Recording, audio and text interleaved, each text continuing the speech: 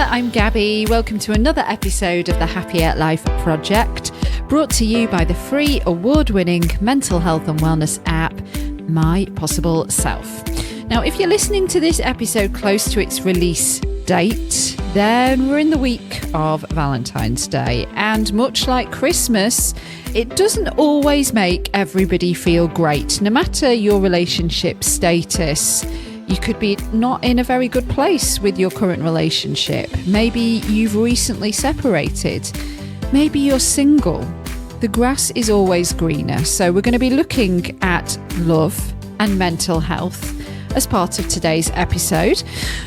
And if you are feeling crappy about your love life right now, then fear not, you're not alone. Hopefully this episode is going to make you feel a little bit better with our guest, Victoria Niamh. She's the founder of the Glow Up Project, which aims to inspire women to understand that, and this is the tagline, the real glow up is an inside job. Vic is very passionate about empowering women to unconditionally own themselves. And she's built up a huge following on social media with her content advocating just that. And it comes from a very real and raw place, which, to be honest with you, Victoria's story was so compelling. I've dedicated the entirety of next week's episode to Vic and her story because it just really goes to show, on the outside, here is this gorgeous, gorgeous girl, and on the inside, she has a crippling eating disorder, is put under so much pressure, but looks, everybody thinks, like the picture of health. So I'm giving you that bit of background now because in today's episode, we are exploring love and mental health, and we're also talking about how Vic ended up creating the Glow Up Project and going on to help so many women feel better about themselves from the inside out. So just to give you a little bit more context so everything we talk about today makes sense, Vic's very complex relationship with her body started off when she was training to be a dancer in college. And this is where she developed anorexia nervosa and had a very serious eating disorder. She became so poorly that she couldn't complete her studies and had to shelve her career as a dancer. She healed physically, and she basically decided, because she loved moving her body so much, to train as a PT. And that's how she ended up entering the world of bikini modelling, which, just to clarify with bikini modelling, because I was a little bit confused, Vic says it's a bit like bodybuilding modelling. So everybody was looking at her thinking she was the absolute picture of health and fitness, but behind the scenes, she was really, really struggling with the punishing diet and fitness regime, and also the effect that that had on her quote-unquote healthy body was actually doing to her body. Things like her hair falling out, her period stopping. Like I say, Vic's story is so incredibly compelling. You can hear all about it on next week's episode, but I just wanted to give you that bit of background now so that everything that you hear today makes sense. So, with that in mind, ready to find a healthier, happier you? Let's get started. Welcome to the Happier Life Project, Victoria Niamh. There's so much I want to talk to you about in a very short space of time. You're a female confidence coach and mentor, a social media influencer, advocating for body confidence and breaking stigma around mental health, and also founder of the Glow Up Project, which aims to inspire women to understand the real glow up is an inside job. The Glow Up Project, you say, is the home of all things self-love, self-help, and fully owning yourself. Mm-hmm. So, as I kind of mentioned before we got going, this episode is going to go live on the 13th of February. So love is in the air. Mm-hmm. Yeah. So this is going to be our kind of major theme in today's episode, and the role that love plays, the part it plays in mental health, whether that's self-love, romantic love, friendship, family, pets, any kind of love.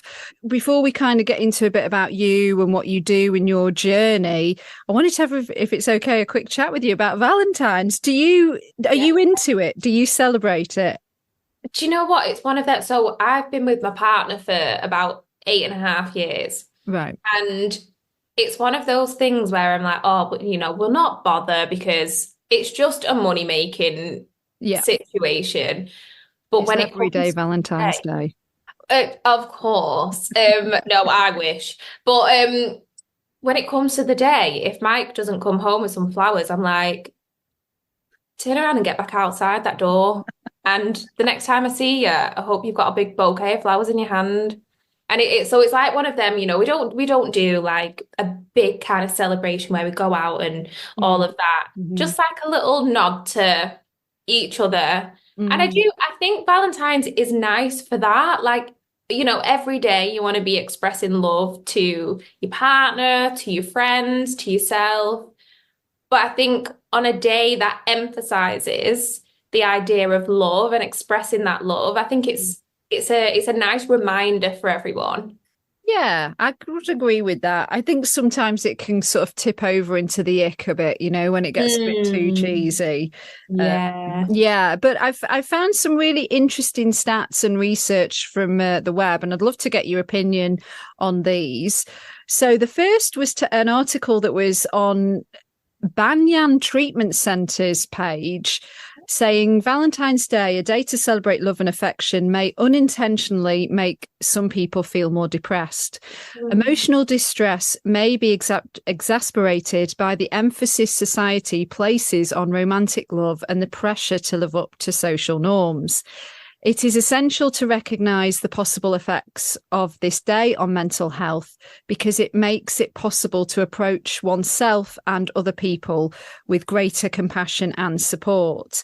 And then they've gone on to list some of the reasons why somebody may get depressed on Valentine's Day, which includes increased isolation for people who are depressed, particularly if they believe they are not enough in romantic relationships. The emphasis placed on couples in society could unintentionally heighten feelings of isolation. Comparisons and despair. Depression can skew perceptions, causing people to negatively compare their own lives to assumed social norms.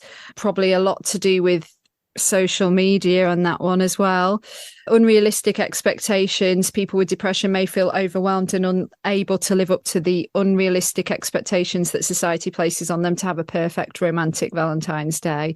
And then the financial strain. When coping with depression, Valentine's Day demands a thoughtful strategy that puts mental health first. Mm. Yeah. Have you ever had any bad Valentine's Days? Do you know what? I've had a boyfriend like my whole life, so not really. But so I'm going to be 30 this year, and I've got a few friends who are single at the minute, and some of them have been single for quite a while. Mm.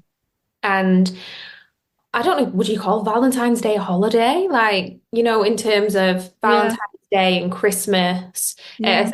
especially Christmas, I think those two days can just put so much pressure Mm. on not only like kind of the people from the outside looking in, but on people in general. Like it would put so much pressure on a couple to feel like they should be so romantic, like so loved up, and start Mm. to overthink, the relationship, maybe compare it to, like you said, somebody you're seeing on social media, or compare it to how your relationship was at the beginning and or something like that. But then also for, like my single friends on both Valentine's Day and things like Christmas, when they're looking, like I know my friend texted me on Boxing Day and she was like, I cried like all Christmas Day morning because all I'm doing is looking on social media and I'm seeing, really happy couples, and I just feel so alone. Like it's exasperated the Mm. situation of me being single. And it absolutely breaks my heart that there are girls out there and guys Mhm. and, everybody who feel that way. But what I tried to remind her was like a lot of people will put that emphasis on their relationships or on their situations, on dates like Valentine's Day and Christmas Day. But then the next day they could be back to hating each other. And I was like, what you see on social media is not the truth. Like, no matter how real and raw somebody is on social media, you could be comparing yourself to these people who literally deep down despise each other. But because it's a day where you should focus on those lovely things, they're going to be putting that out to the world. And I think it's reminding yourself, like, a lot of those people who are maybe going into Valentine's Day thinking, I've not got anyone, like I should have someone, and doing that comparison and those shoulds and like giving themselves those expectations. I think it's really important to remind themselves that, they could be in a relationship if they wanted to. Anybody can find a relationship, but they'd be in a relationship with somebody who they don't want to be in a relationship with. Yeah. And like, so you could find someone, but you've not found the right person. And it's important to differentiate. It's not that you're unlovable. You just have your standards. You have your values. You've got respect for yourself. So Yeah. you're holding out for finding the right person. And the more that you can open yourself up, the more that person's going to come into your life if you want it. Yeah, such good points. You're right as well about like Christmas Day, and I'd not thought about Valentine's Day in the same way, but like certainly over Christmas, like we know a lot of people struggle with their mental health and they can feel it. And I suppose with Christmas it's more than one day, isn't it? Because it's like the Christmas period, but it tends to be a time when things are heightened. So if you are on your own, that you feel it more, mate. If you've lost somebody, if you've broken up with somebody, everything is a lot more, like you're a lot more easily triggered. But yeah, that's totally the same with Valentine's as well, because you could be recently split up and you're thinking, oh God, what are they doing? This time last year we were doing this, and have they met somebody else, and just going down that whole rabbit hole. Or like you said, you could be in an unhappy relationship, or you could be single and thinking, God, I'm never going to get anyone. So the grass is always greener, isn't it, as well?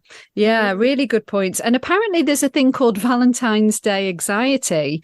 A lot of it we've kind of covered because I think it sort of merges with the depression stuff. And again, a lot of this goes down to comparisons and self-doubt creeping in. And there was a few tips, Valentine's Day anxiety tips for singles. So this came from a licensed therapist and a professor in the US who offered like 5 tips. So I'm wondering what you think of these. Be your own Valentine. Give love to get love. Put things in perspective. Plan a group date night. And monitor your feelings. I don't want to read out the whole thing with each point because it's long, but I think you get the gist. Yeah. I guess I agree with some of them to an extent. Mm. But I think like the greater piece of advice that I would give is like Valentine's is not that deep. Like it's a day, and for the most part, most couples don't celebrate it anyway. And if you are in a situation where you're finding yourself really down for what you're seeing online or what you're seeing your friends doing, I do like the advice of post that into yourself, or like arrange. I know so many people do it these days anyway. A lot of people don't celebrate anything to do with Valentine's. They do like Galentines. So it's like you Nice, plan yeah. stuff with girls, you go on a night out with your girls, or you all come to your house and have like fajitas, watch a film, and kind of changing what Valentine's is, which I do think naturally, especially with like my generation and the generations below, we naturally would rather celebrate with our girls than celebrate with our partners. Yeah. Yeah, fair play. Well, let's get into your story then, specifically your self-love story, because I really liked a kind of different spin on it from what you see a lot of people that, talk about self-love saying, which is like, you've got to love yourself first before anybody else can, and do the work on you. Whereas I think you agree with that to an extent, but you also credit your partner for really helping you to love and accept yourself. I love the story, and I know you've been asked about it loads, but it is so good, about how Mike kind of came into play Oh, here in terms of like you, because he's part of the healing journey, isn't he? And he's yeah, part of big part why, of it. yeah, and it's part of why you know you like who you've become now and you've done the work. But he deserves to get some credit too, and I know you do, I know you do. But if you wouldn't mind just kind of giving our listeners a bit of background there, that'd be ace. Yeah, so it was actually just after I finished competing. I did have another boyfriend at the time, and I found out that he was cheating on me. He was actually cheating on me with my partners now, so Mike, with his girlfriend at the time. And the four of us all works for the same personal training company, but we were in Oh, different gyms across Manchester. right. And yeah, so that came out, and obviously everybody in the company knew there was like 100 personal trainers in this company. God. And my Mike is he's a bit older than me. Mike's like 7 years older than me, and he had a kind of high up role in the company. He mentored a lot of the trainers. And so he'd messaged me just being like, "Do you want to go for coffee? We're in a similar situation." Yeah, we can trade. We can have a bitch basically together Yeah, about our exactly. idiotic partners. Yeah, Yeah. exactly that. And we'd met a couple of times before, but we just never really spoke, I guess. So we met for this coffee, and then I'm like, no word of a lie, we've just been inseparable ever since. No. And I know What's it a was amazing. flying? I know.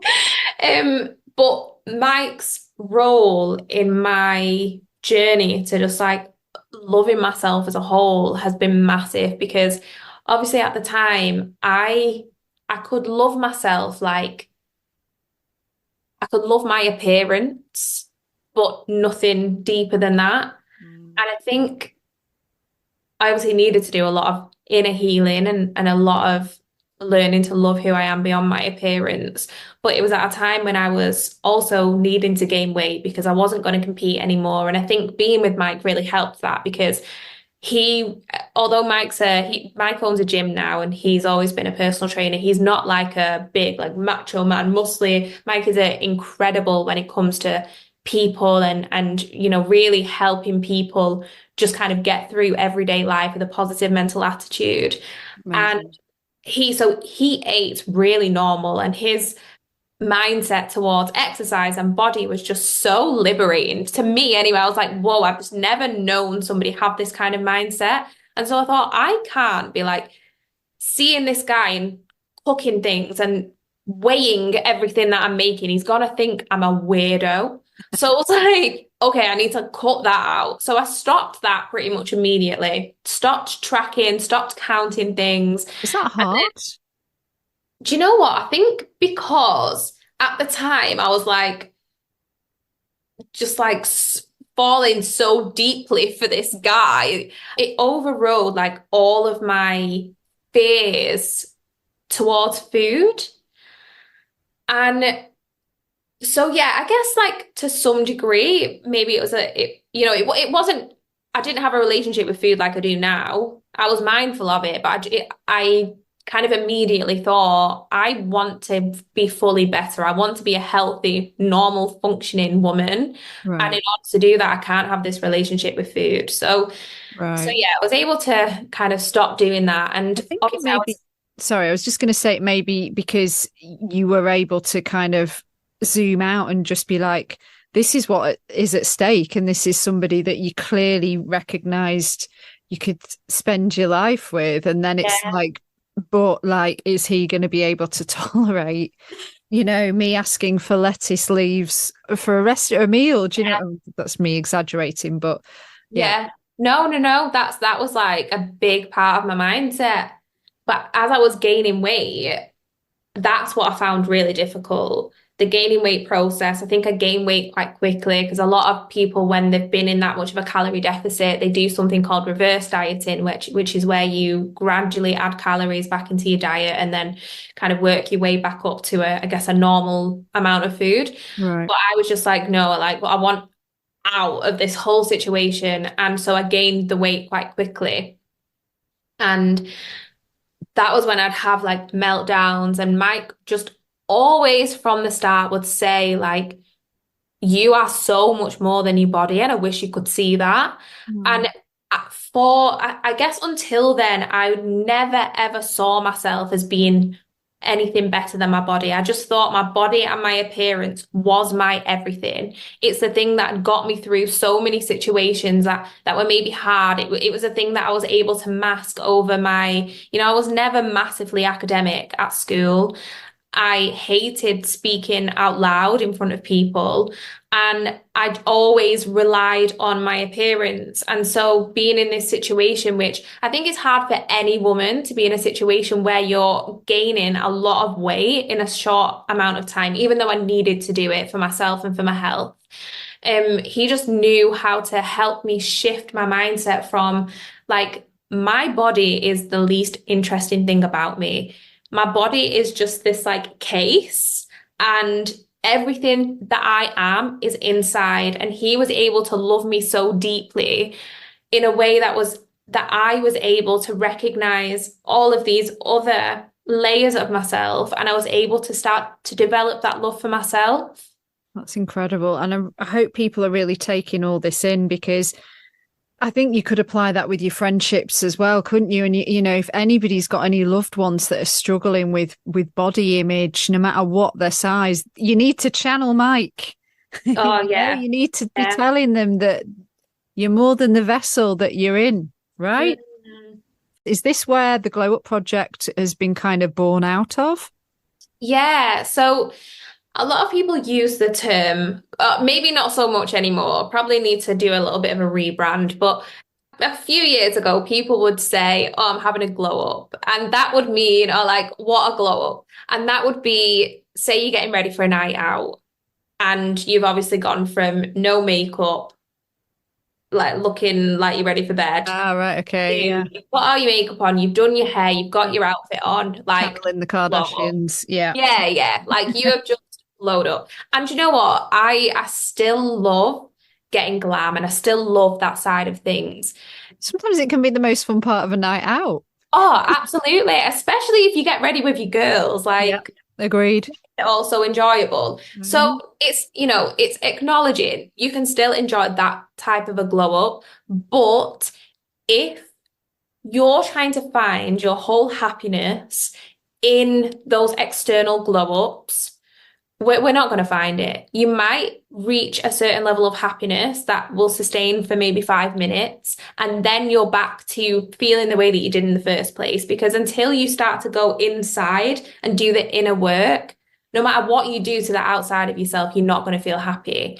And so the message of the Glow Up Project is that the real glow up is an inside job. Like when you can start to do that inner work, it's got to show on the outside. You can also appreciate any kind of external changes you might want to do. Like I'm not somebody who's like anti weight loss or anti surgery if that's what somebody wants to do. It's not something that I would advocate for, and I would never say to somebody, I think you should lose weight. Like that would be the best option for you, because it's totally not what I'm here for. But for people who maybe feel like they want to go on some kind of weight loss journey, or they want to go on under some kind of cosmetic procedure to change themselves, I always say to them, okay, if you think that's going to make you happy, then you go ahead and do that. But I promise you, until you do the inner work, it's not going to make you happy, because you're just going to be the same person feeling the same but in a thinner body, or you're going to be the same person but with the same thoughts, the same emotions but with a smaller nose. Like You'll find another goal. Right? You'll exactly. find another goal. It'll be like, well, I've had this done, so maybe if I get this done, because like you said, it's not the root. You're not treating the root. Yeah. Amazing stuff, Vic. Thank you so, so much. I can't let you go without us wrapping up with the Happier Life Project's last 5 in 5. So these are the same 5 questions we ask every guest. They're more like, I guess, like quick fire to close the episode. Okay. When and where are you at your happiest? When I'm on my sofa with a cup of tea, my Kindle, and my dog. Oh, nice. What's your favorite thing to do that nourishes your mental health? And I'm crossing my fingers for this answer that I've seen a lot of Instagram posts on. My morning scan. Yes. Yeah, it's the only thing that takes me from being in a funk to absolutely thriving in You've 3 minutes. you've got to tell people what your morning skank is because it's absolutely brilliant. So I'm really into Afrobeat music, but you don't have to skank to Afrobeat. If you're somebody who likes pop, Matt, should do we do that. explain what a skank is? Yeah, so a skank is like you're getting down low. You've got a lot of like It's not quite, bumping and it's not a slut grinding. drop, but we're kind of, it's the same language, isn't it, in terms of like Yeah, getting low and you're shaking your tail feather. yeah, we're there. And then you'll have a very like millennial face where it's called a stanky face. Yeah. And but it just happens. It just comes out. It's not something that Just, you yeah. actively do. It just happens when you're doing this type of dancing. Yeah. Well, I was just in a not a very good place like at the beginning of last year, and I was doing everything, and I was starting to feel a little bit better, but I was like, do you know what? I'm just going to start dancing every morning. Well, skanking, should I say? I was skanking every morning, one song every morning, and it changed everything. And so it's just something that I've continued to do, and yeah, now it's become a bit of my like persona Movement. online. Yeah. Yeah. I love it. I absolutely love it. Okay. What piece of advice do you now know that you wished somebody would have told you earlier that would have made you a happier person?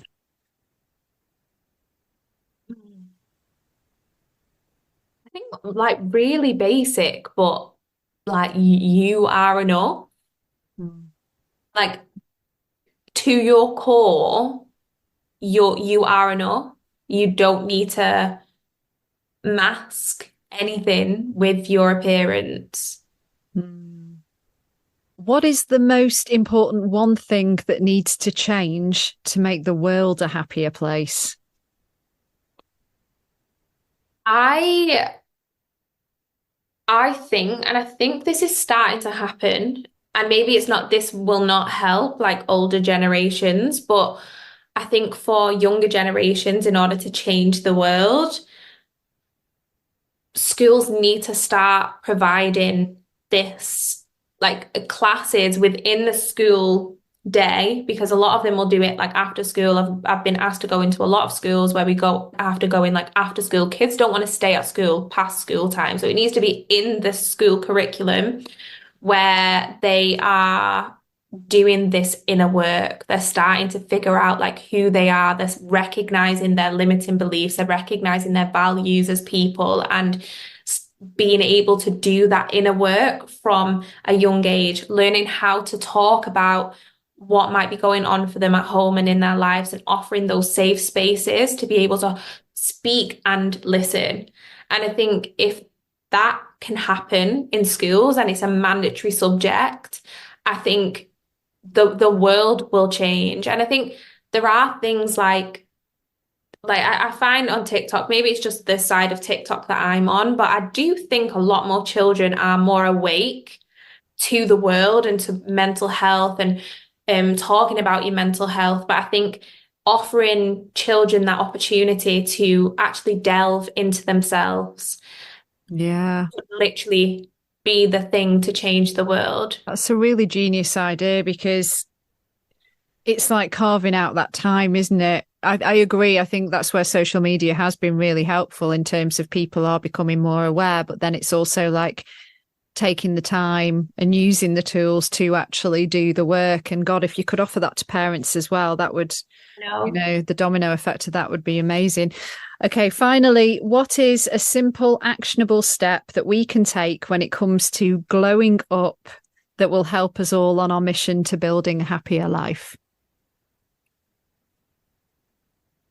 I think I would just say own who you are and truly let go of what other people think or might think.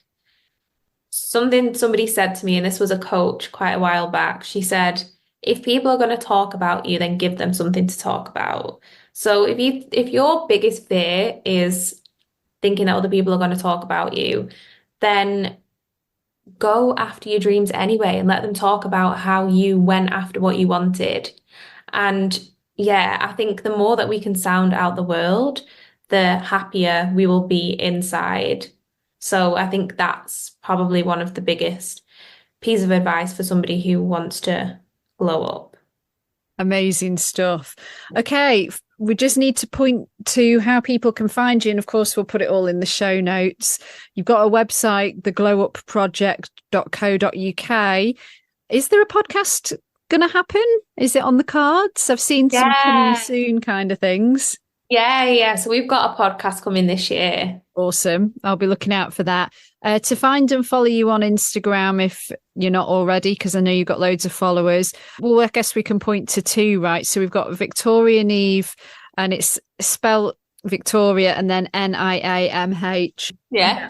And then on Instagram, there's the Glow Up Project as well. Mm-hmm. Awesome. Vic, thank you. You've been so generous with your time as well, because we have run over. Thank you again. Thank you for having me. Hello, it's Gabby back with you. Thank you again to Victoria Niamh. As I mentioned at the start of this episode, Vic will be back next week to share her incredibly compelling story with her body and, you know, the real harrowing truth of what happens to your body when you have an eating disorder or don't treat it kindly. That'll drop next Tuesday, so make sure you keep a lookout for that. And of course, a big thanks for listening to this episode of the Happier Life Project. And now for the important housekeeping. If you are suffering with your mental health, there is a crisis button on the My Possible Self app, which will signpost you to the correct information for immediate expert advice. Those of you who are listening on one of the podcast platforms, the My Possible Self app is completely free to download and access all of the content, so you don't need to worry about it costing you anything. And we don't try and, entice you into anything and then add a subscription down the line. It is a completely free service. If you are in crisis or you think you may have an emergency, please contact your doctor or the emergency services immediately. The views expressed in this podcast are solely those of the interviewer, which is me, and the interviewees. The content of this podcast is for informational and educational purposes only and should not be considered as a substitute for professional or medical advice. The Priory Healthcare are not involved in the production or content of this podcast. To find and follow us on social media, we are at My Possible Self, and I've been at Radio Gabby. Do take care, and I'll see you on the next one. Bye for now.